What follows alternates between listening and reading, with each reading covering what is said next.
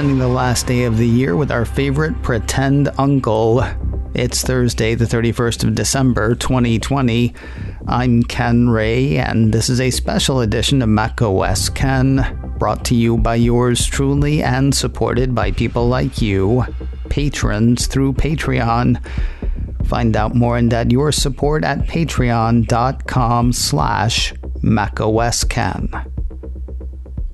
Doing a special show today, one that I should have been smart enough to know wouldn't have a lot to it on its own. Gathering news for today's show, there were only 4 stories that might have made the cut. And really, there were no story. Well, no, there was one. There was one story that would have made the cut, but I'm saving it until Monday. And the reason I'm saving these stories is because I'm afraid that these will still be the only 4 stories come Monday. Because, it's the holidays. There was one interesting story for discussion. Loop Ventures principal analyst Gene Munster wrote up his thoughts on the FAANGs and why Apple's going to beat them all in 2021. That was one of the topics that we talked about yesterday on macOS Ken Live. So I would like to share with you that part of yesterday's macOS Ken Live, and then we'll do some closing thoughts as we slam the lid on the dumpster fire that was 2020. Let's talk about Gene Munster, the ever-optimistic Gene Munster. Is it fair to call him ever-optimistic? Is it ever fair to call him optimistic? I think it probably is. He's a fairly optimistic guy where Apple is concerned. He has come out for the 3rd year in a row and said that Apple is going to outperform the rest of the FAANGs. FAANGs, of course, being Facebook, Amazon, Apple, Netflix, and Google. And what's funny is this time last year, I thought it was crazy that anybody talked about FAANGs anymore. First of all, it ought to be FAN, because Google is now Alphabet, and you put Netflix in there. Seriously, this time last year, I thought it was just for fun. I thought it was just a holdover, because who cares about Netflix? There's so many other streaming services, and streaming, I mean, yeah, sure, it's how people watch things, but who cares how people watch things? And then we couldn't go outside anymore. And all of a sudden, oh yeah, it actually matters how people watch things. It's amazing, actually, how much he says Netflix was up this year as far as performance. Netflix is up 60% this year, driven primarily by the stay-at-home trade, he says.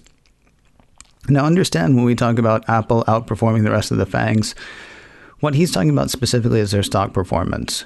2019, Apple outperformed the rest of the FAANGs with only a day left. He expects that Apple is going to have outperformed the FAANGs, and he thinks the same is going to happen for 2021. There are a few reasons that he thinks that. First of all, work from home is not going anywhere, which is to say, we're not going to work. We're working, but we're not going anywhere for it. And so the work from home thing is going to continue, he thinks.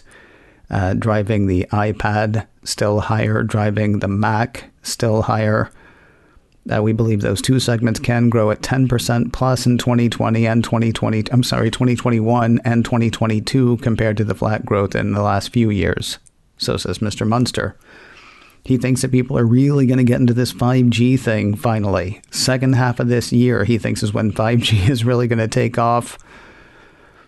Sure. I mean, it almost doesn't matter because people are going to keep buying iPhones, assuming that there's still money for people to buy iPhones.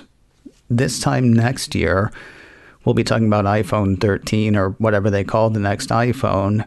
And iPhone 12 will become the cheapest. Well, not the cheapest, because there'll probably still be an SE or a Mini or something like that out there. But the iPhone 12 will be last year's phone. The numbers that we heard yesterday from, was it Flurry Analytics? Top activated phone on Christmas Day was the iPhone 11. That is last year's phone. That is almost as good as this year's phone. Except, of course, the iPhone 12 will come with 5G automatically. That's why I say it almost doesn't matter if people get excited about 5G. 5G is going to be ubiquitous. You're going to go to get a phone, and you're not going to have the option of not getting 5G. It's just a question of which 5G phone do you want. So he says the excitement will, play into it. He says it's going to grow in the back half of the year, starting a 2 to 3 year iPhone upgrade cycle. Daniel Ives would say we're always in that at this point. I kind of agree with him. There are so many, close to 1 billion? It's 900 something million iPhones out there, right? Spread over the course of a number of years. We're pretty much always in an upgrade cycle at this point. Sure, okay, 5G is going to drive that higher. Okay, that's fine. His next point on why Apple is going to outperform is kind of funny. He thinks expectations for stock performance or for revenue performance, for this year for Apple. And when I say this year, I'm already thinking 2021. 2021, he thinks the expectation of revenue growth of 15% is spot on. He gives that a thumbs up. He's all for that. The problem that he has in 2022, the street is only expecting revenue growth of 5%, and he thinks that's far too low. But what's going to happen is, as the year goes on, people are going to look at 2022's revenue expectations and see 5% and say, well, that's just far too low. I got to get in on this action. And that's going to drive expectations for 2022 up. Basically, people looking at it going, no, that's ridiculously low. Let's go ahead and get into that. And that's going to drive up Apple shares because people are going to get excited about, the beat that they can dance to. And they'll buy Apple shares and that'll drive it up. And so that's his thing. And finally, there's the new business that Apple might get into in 2022 or later. This includes the hardware subscription that he's expecting. And of course, getting into a car at some point, whether that happens in 2024 or 2027, either way, people get excited. And so they buy the excitement. And, it's kind of funny because the stuff that he's saying, one of the things that's going to drive excitement around Apple shares next year being 2021, is stuff that won't happen until 2022 or later. But, there you go. Now, he also does break down what he thinks is going to happen with the FAANGs. He thinks they are going to fracture. And I guess we'll have to start calling them AA. No more FAANGs, because he thinks Facebook, which has grown this year, could be hurt by regulatory issues. I wonder also if Facebook will be hurt by ATT. You've heard of ATT. That's the app tracking transparency thing that Apple's going to be putting into place that Facebook is fighting tooth and nail, or fang and nail, should we say? No, we shouldn't. That was a bad joke and I apologize. Facebook is making such a big deal about this, taking out their full page ads and saying it's not about us, it's about all these small businesses. And I think, well, whatever. I don't know if that's going to affect Facebook's bottom line. Munster doesn't mention it. It was just something that I wondered about. Netflix, he thinks the whole streaming thing is already baked in, that it's grown the way it's going to grow. He doesn't talk about this in his note, but you could also argue that with the, HBO Max coming in and with Disney Plus still coming on strong, that people might start choosing. I mean, Netflix was always just a thing you had, right? Like you used to just have cable. You had cable. Of course you had cable. And then people started making decisions saying, well, maybe I don't need cable. What if I just have this over-the-top service and this over-the-top service? The problem now is you got 20 over-the-top services, half of which might actually be compelling. And at some point you look at it and say, geez, which one am I actually watching? Which ones am I not? And start cutting. So maybe it's just baked in. Nobody else is coming on. I personally would argue they might have to actually fight for some of that money. Although maybe Netflix is so entrenched that it's really just HBO that has to fight. Maybe really it's just whatever new thing that comes on has to fight. Anyway, he thinks Netflix, I don't want to go so far as to say get left behind, but does not grow the way Apple and Amazon will. Google is also concerned about growth expectations. So that leaves Apple and Amazon sort of like leading the pack and even leaving the pack because he says that FAANGs are going to fracture. He thinks Apple does better than Amazon. And okay, sure, you can make a case.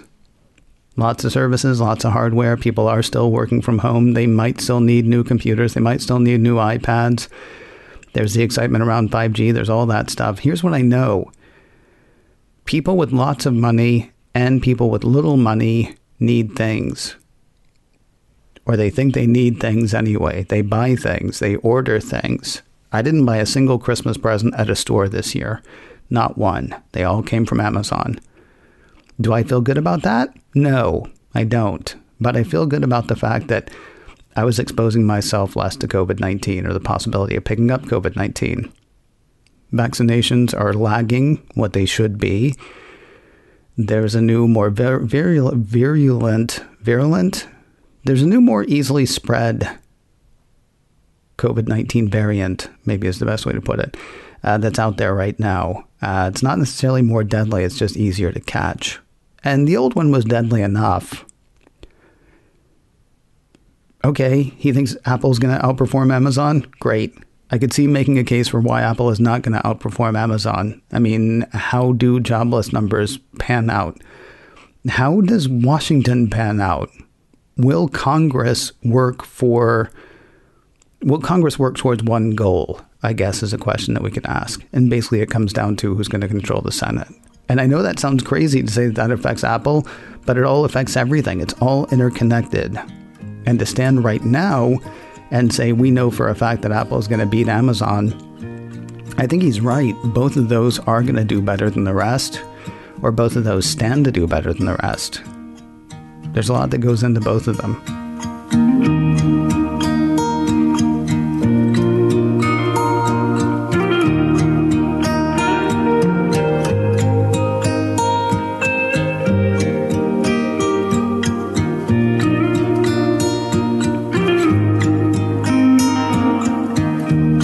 That's the kind of thing we do on macOS Ken Live most Mondays through Friday. 3:30 Pacific, 6:30 Eastern, other times, other places.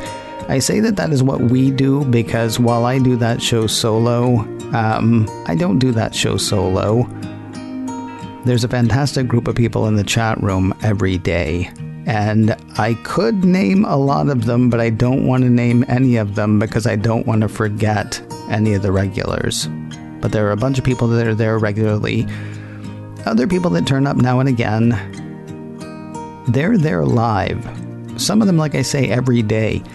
And the conversation continues once the show that people hear as part of the audio podcast is over. And we would love it if you would join us.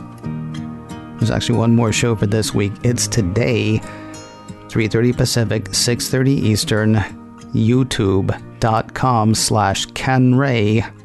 You can watch live or later there. Or if YouTube isn't your thing, if video isn't your thing, you can search for the show macOS Ken Live and subscribe wherever you get podcasts. Now, speaking of that show, I am curious what you think the second biggest story for Apple was in 2020.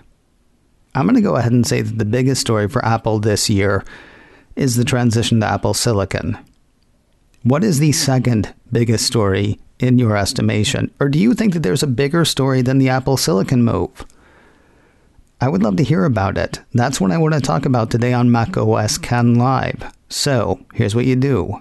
Send me an email, info@macosken.com. INFO, info@macosken.com. We'll talk about the biggest runner-up Apple stories on today's macOS Ken Live. Send in your suggestions, please. info@macosken.com. And then join us live later today if you can. One more thing before we go.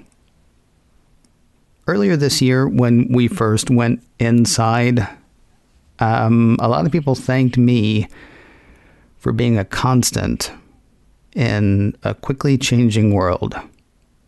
They said that this remaining a regular part of their day meant a lot to them, and I appreciated hearing that. But it occurs to me I never said, same to you. I don't take your time for granted. From the downloads to the reviews to the replies on Twitter to the various ways that you support this show. I think of this as a thing that we do. If what I do gave you a sense of normalcy in 2020, you kept giving me something to do. And I can't thank you enough for that, but I should actually say it. So, thank you. And with that, we put a stake in the heart of 2020. May we never see its like again. macOS Ken, brought to you by me and supported by people like you, patrons through Patreon. Find out more and add your support at patreon.com/macOSKen. Advertising handled by Backbeat Media. Online at backbeatmedia.com. You can reach me a couple of ways. info@macosken.com or call 716-780-4080. Happy New Year, one and all. Until next time, that'll do this special edition of macOS Ken. I'm Ken Ray.